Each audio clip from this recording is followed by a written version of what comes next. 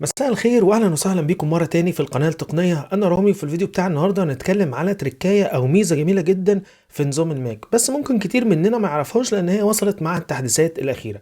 في الغالب ان انت لو فاتح كام حاجه جنب بعض، كام برنامج جنب بعض، ده الشكل الاعتيادي. فانا مثلا فاتح الاب ستور، جنبه جوجل كروم، بعديه مثلا برنامج زي ده، وفي طبعا برنامج الصور.